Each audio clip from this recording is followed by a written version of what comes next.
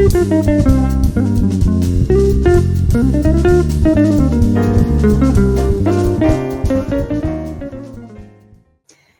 singers. So I just wanted to share with you a little bit about a new project that I am working on. It has been almost 2 full years since my last singing project. The last time that I actually sang in public was when I was doing the CD release concert for my Christmas CD that I created in 2023. No, 2022, because it's been 2 years. And so, time has passed and I've been very busy with my business and working at creating new courses and creating new videos for you here on YouTube. But I found that I was just getting really unmotivated and stagnant, and I felt like I lost my passion. And so I went to see a psychic, as one does. And I told him, I'm just feeling like I have no passion and no motivation to sort of do anything. And so he tossed his tarot cards. And he said to me, well, first he said, have you ever done flower arranging? And so, no, I've never done flower arranging. But he said, I'm being told that you need to do something creative. And so the minute that he said that, I realized, yeah, you know what? I need to sing again. And so I said that to him. I said, I'm supposed to sing. I know I'm supposed to sing. And he looked at me like, whoa, this is amazing. And he flipped some more cards and he said, yes, because he didn't know I was a singer. And so he flipped his cards and he said, yes, you must breathe and therefore you must sing. So I'm telling you, the heavens are telling me to get on that. So sure enough, I contacted my very favorite guitarist who I recorded my Christmas album with. And I told him that I wanted to make music with him. I just wanted to get together and that I didn't have a particular end goal in mind, but I just wanted to get together on a regular basis and just make music. And the minute that I heard from him and he said, yes, I'm in, I'm totally for it, all of a sudden I felt like this dark cloud had been lifted. And I started to get really excited. So I started to think about the kinds of things that we could sing together. The one thing that he's so talented and incredible in so many ways. But one of the things that I loved about working with him on my Christmas album is because he is all about sort of creating these unusual but fabulous arrangements of songs that nobody would have thought of before, And so I came up with this idea, which I'm super, super excited about, that what we're going to do is we're going to take some of my favorite operatic arias and try to rearrange them in such a way that is very unexpected and very accessible. And so that's what we started to play with. And so I am thrilled to begin this project. I mean, there's no end goal in the project. There's no end date. I don't know what it's going to turn into, if it's going to turn into anything. But what it is going to do is it's going to keep me singing. And that's so important because I need to breathe and therefore I need to sing. So I figured that I would use this little YouTube video to share with you sort of what to do when you have an idea for a project and maybe you just don't know where to start, how to get things in motion. And so I just want to share sort of 5 easy steps that you can take if you have sort of an idea in your head and you want to make it become something, even if you don't necessarily have an end goal in mind. Okay? So step 1 is the spark of inspiration, right? Every project begins with a spark, an idea that excites you. And that's the thing, is that you really have to make sure that you're finding something that you really want to do because just thinking about it makes you smile or makes you excited.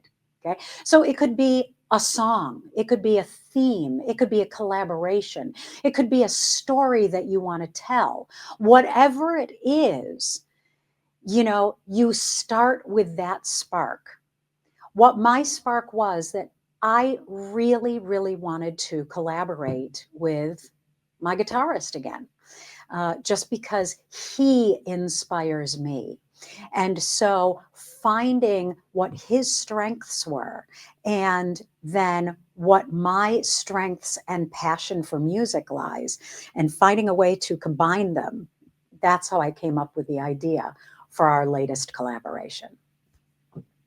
So step 2 is planning and visualization. So once you have an idea, you want to visualize what a possible final project could look like and feel like. Okay. So, I mean, this current project that I'm doing, it could become an album. It could become a lecture, a lecture with music. It could become just a concert. So the thing is that if you start to visualize the possibilities, then what that's going to do is that's going to give you further ideas as to how it is that you can move the project forward, and know that the journey of that project can always change. It can always, take a right turn or a left turn or go in a circle, whatever. But once you start to plan it and visualize it, then you can start to come up with more ideas on how to actually execute it. So then step 3 is to set goals and deadlines. And this is really important. Even with the project that I'm in, where I said to him, my guitarist, that, I don't know where this is going to go. I don't know what it's going to finish like, but it's something that I want to pursue. And so what my goal is at this point is that I want to set up a time with him twice a month to just make music. And so in that time period, twice a month, basically every 2 weeks, what I'm doing is I'm preparing to bring him music to work on and bringing ideas about how I might hear these arrangements. So I break down those goals of, okay, I'm going to meet him twice a month into smaller tasks. Okay, when I meet him on this date, I need to have these 3 pieces learned and prepared with some very strong ideas as to what I want to do with them. And then it gives me something to work towards. It gives me a plan, and it keeps me moving, because it's really easy to let something fall by the wayside if you don't have a deadline, right? If you just know, okay, well, we'll just get together and do stuff, that doesn't actually motivate me to prepare the stuff in between the time that we get together. So set your goals and set your deadlines, and it'll keep you on track. Then step 4 goes along with that. Okay, you can set your goals and you can set your deadlines, and then life happens, right? Okay, things rarely go as planned. So what you need to do is you need to stay flexible, right? I've learned how to adapt and stay open to new ideas that pop up along the way. And some of my best work has come from unexpected changes. So just be prepared to be flexible and realize that sometimes when the plans change or things don't work out exactly the way that you thought that they would work out, that oftentimes that is just turning the page and opening up a new chapter to forward your project in another way. And then finally, step 5 is to finish strong, right? Seeing a project through to the end can be challenging, and especially if that project doesn't necessarily have a definitive end, right? But what you want to do is you want to make sure that you continue to make that commitment to yourself, that you're going to see this through. Okay, you're going to see this through. Yeah, plans change, projects change, collaborators change, but the original purpose for what sparked this idea, if it is what your passion is all about, deserves to be followed through.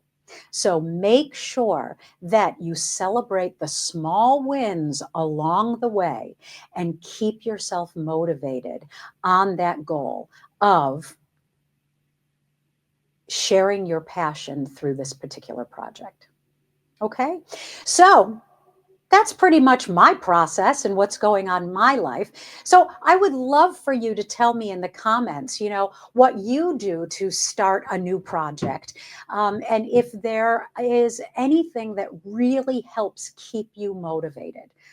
And if you liked this video, hit subscribe. I got lots more where this one came from. All right, you have a great day. I'll see you next time.